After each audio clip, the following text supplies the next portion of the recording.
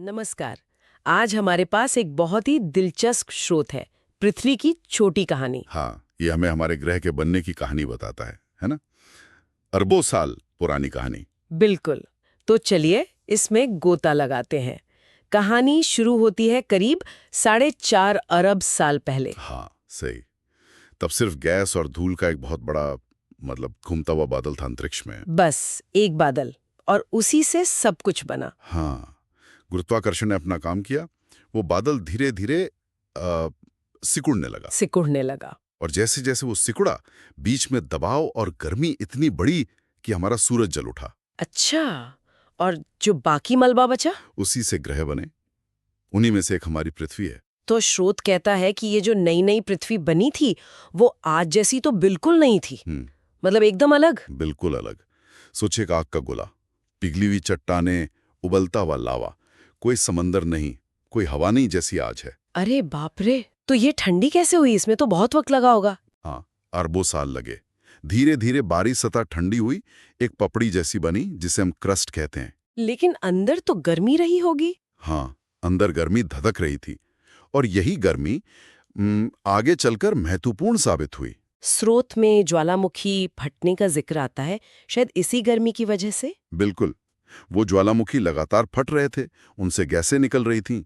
इन्हीं गैसों से पृथ्वी का शुरुआती वायुमंडल बना। अच्छा, और पानी?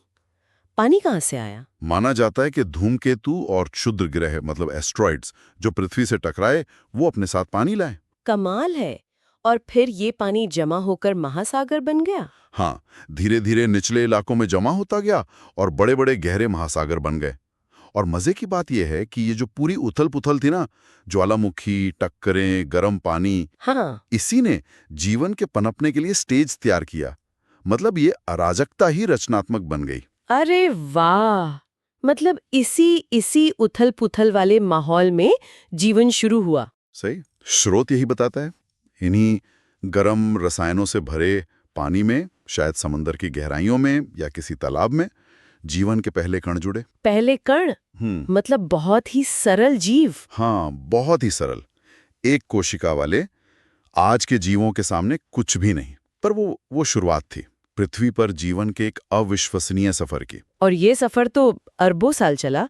स्रोत में आगे पौधों का जिक्र है। हाँ, पहले पौधे आए और उन्होंने एक बहुत बड़ा काम किया। वायुमंडल में ऑक्सीजन भरना शुरू किया। ऑक्सीजन? और उसी से फिर ज्यादा जटिल, मतलब कॉम्प्लेक्स जानवरों का विकास मुमकिन हुआ। जीवन समंदर में पनपा, फिर जमीन पर आया। डायनासोर वगैरह भी तो थे। हाँ, बिल्कुल। डायनासोर जैसे विशाल जीव आए और चले भी गए। और फिर बहुत बाद में, इस लंबी कहानी के आखिर में जाकर इंसान आए। हम लोग, और हमने तो आकर पूरी कहानी ही बदल दी। हाँ, इंसानों ने सभ्यताएं बनाई, खेती सीखी, शहर बसाए, विज्ञान की मदद से दुनिया को समझना शुरू किया। तो कहाँ वो धूल का बादल और कहाँ आज की ये दुनिया, लाखों तरह के जीव। बिल्कुल, एक अद्भुत यात्रा रही है, एक बेजान चट्टान से एक जीते जागते ग्रह तक। लेकिन स्रोत एक जरूरी बात याद दिलाता है। क्या? कि इतनी मजबूती और बदलाव के बावजूद हमारा ग्रह और इसका जो जीवन तंत्र है, वो काफी नाजुक है। हाँ, ये तो है। खासकर अब जब हमारा असर इतना बढ़ गया है। स्रोत शायद हमारी जिम्मेदारी की तरफ इशारा कर रहा है। बिल्कुल। ये कहानी अब हमसे जुड़ जाती है।